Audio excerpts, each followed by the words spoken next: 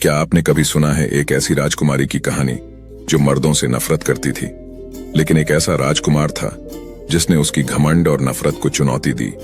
और फिर आया एक जादुई तोता जिसने इस अजीब कहानी को और भी रहस्यमय बना दिया। यह सिर्फ एक साधारण प्रेम कहानी नहीं, बल्कि एक जादुई दास्तान है जहां अहंकार, नफरत और प्रेम की टकराहट होगी। क्या घमंडी राजकुमारी आम्रपाली का दिल बदलेगा? क्या राजकुमार का प्यार उसे झुका पाएगा? और इस सब में उस जादुई तोते की क्या भूमिका होगी? आइए जानते हैं इस दिलचस्प कहानी में।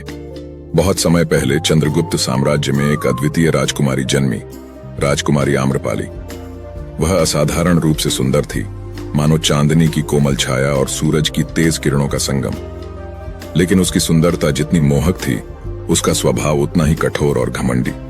उसकी गहरी काली आंखों में दुनिया को झुकाने की ताकत थी और उसके होठों पर हमेशा एक व्यंग्यपूर्ण मुस्कान रहती जो यह जताती कि कोई भी पुरुष उसकी बराबरी का नहीं। राजकुमारी की कठोरता का कारण आम्रपाली का यह घमंड सिर्फ जन्मजात नहीं था, बल्कि उसके पालन पोषण और अनुभवों का परिणाम था। बचपन से ही उसके पिता महाराज विक्रम सिंह ने उसे सिखाया था कि दुनिया में पुरुष ही सबसे अधिक शक्तिशाली होते हैं और उन पर ही सबसे अधिक भरोसा किया जा सकता है। उनके अनुसार एक स्त्री को पुरुष की छत्र छाया में ही सुरक्षित रहना चाहिए। लेकिन आम्रपाली की मां रानी मृगनयनी ने उसे एक बिल्कुल विपरीत शिक्षा दी। रानी का हृदय पुरुषों के प्रति कटुता से भरा हुआ था और इसका कारण एक दर्दनाक अनुभव था। राजा ने कभी किसी अन्य स्त्री को अधिक महत्व दिया था और यह बात रानी के मन में एक गहरे घाव की तरह बस गई थी। रानी ने अपनी बेटी को सिखाया, पुरुष सिर्फ धोखा देते हैं, वे स्त्रियों की भावनाओं का सम्मान नहीं करते और न ही उनके प्रेम को समझने योग्य होते हैं। जो स्त्री पुरुष पर विश्वास करती है वह स्वयं को विनाश के मार्ग पर धकेल देती है।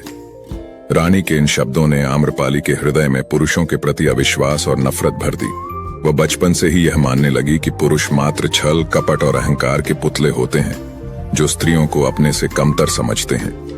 यही कारण था कि जैसे जैसे वह बड़ी हुई, उसका स्वभाव और भी कठोर होता चला गया।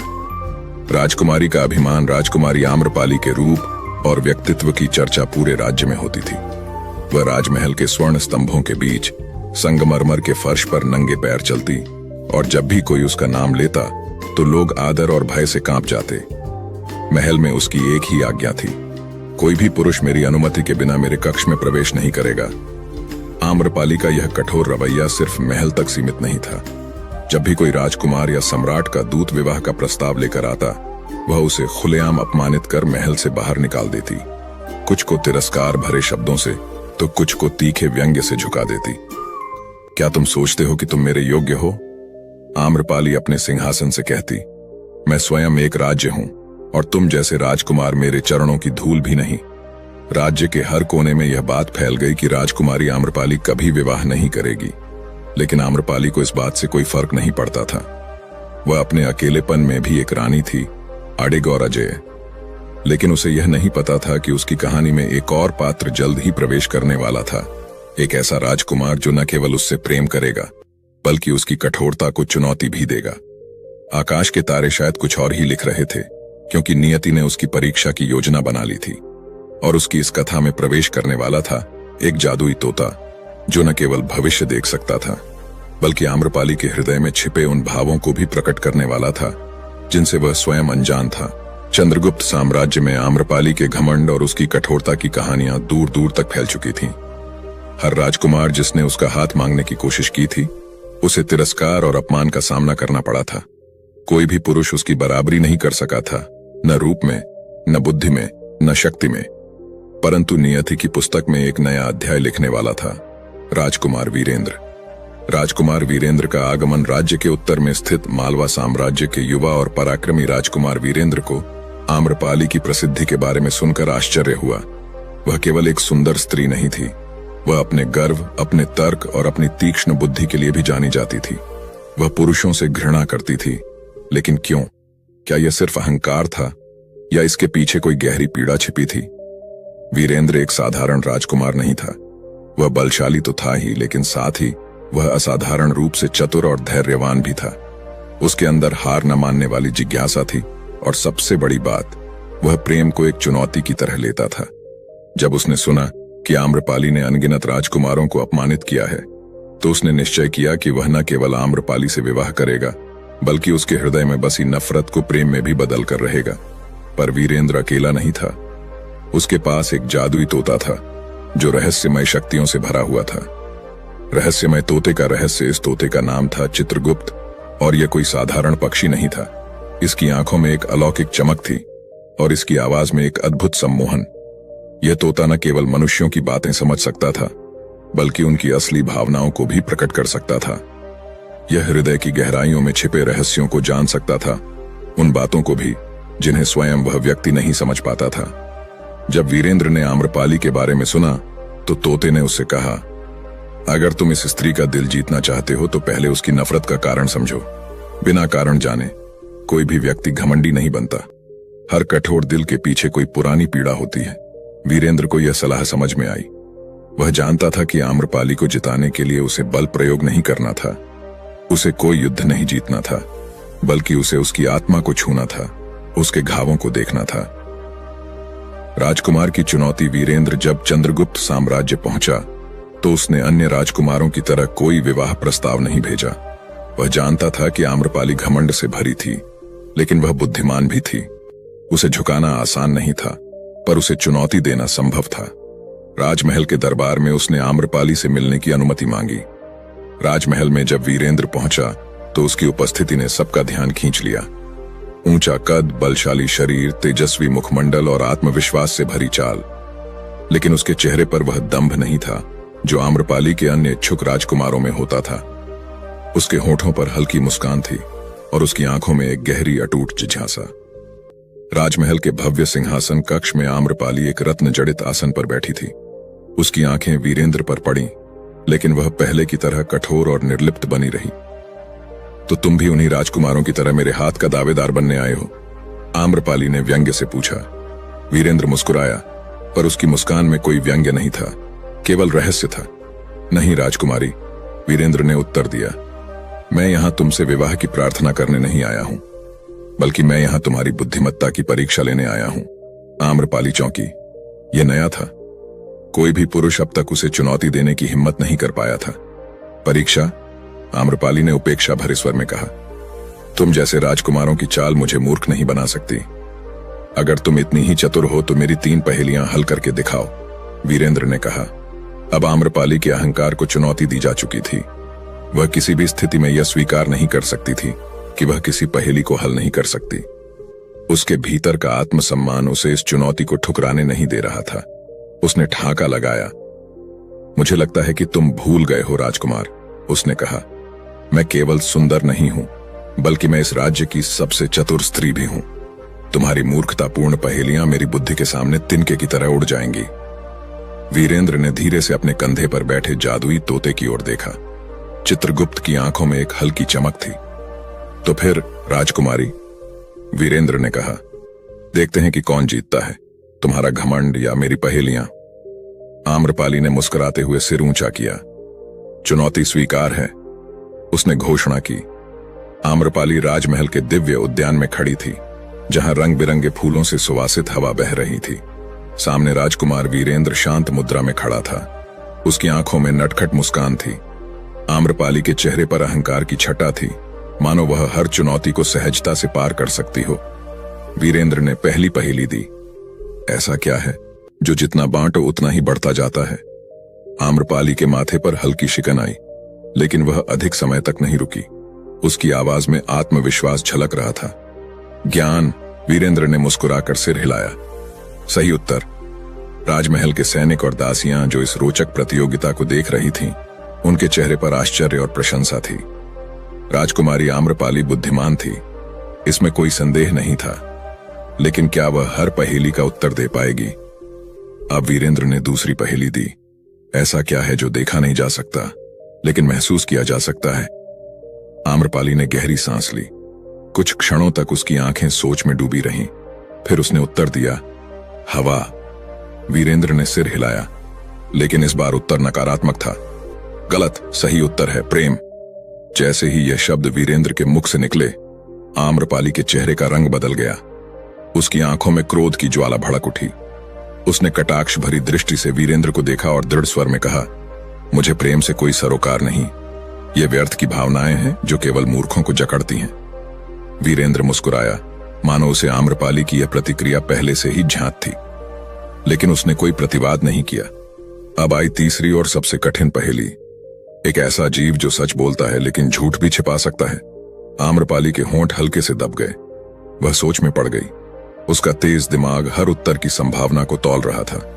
तभी अचानक उसकी नजर पास बैठे हरे रंग के सुशोभित तोते पर पड़ी, जो अपनी चोंच से पंख संवार रहा था। आम्रपाली के होठों पर एक क्षण के लिए मुस्कान आई। वीरेंद्र की आंखों में चमक आ गई। उसने ताली बजाते हुए कहा, सही उत्तर। लेकिन यह सिर्फ पहेली नहीं थी राजकुमारी। आम्रपाली ने भौहें चढ़ाईं। मतलब? वीरेंद्र ने तोते की ओर इशारा किया। यह तोता केवल पहेलियों का उत्तर नहीं जानता, यह सच बोलता है और तुम्हारे दिल की सच्चाई भी बता सकता है।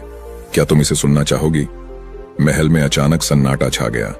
हर कोई आम्रपाली की प्रतिक्रिया देखने के लिए प्रतीक्षा कर रहा था। राजकुमारी ने अपनी मुट्ठियां भींच लीं। क्या यह तोता उसकी वास्तविक भावनाएं उजागर कर सकता था? नहीं, यह असंभव था। उसने अपनी भावनाओं को कभी स्वीकारा ही नहीं। लेकिन फिर भी कहीं न कहीं उसके हृदय में हलचल मच गई थी। आम्रपाली ने क्रोध में सिर झटका। उसकी आंखें ज्वालामुखी की तरह दहक रही थीं। बिल्कुल नहीं। लेकिन वीरेंद्र ने बिना डरे अपने हाथों से तोते को आजाद कर दिया। पंख फड़फड़ाते हुए वह हवा में चक्कर काटा और फिर एक पेड़ की डाल पर जा बैठा। उसकी गहरी चमकती आंखें आम्रपाली को देख रही थीं, जैसे वह उसकी आत्मा के भीतर झांक रहा हो। और फिर उसकी चमत्कारी आवाज गूंजी, राजकुमारी, तुम मर्दों से नफरत नहीं करती, तुम सिर्फ डरती हो।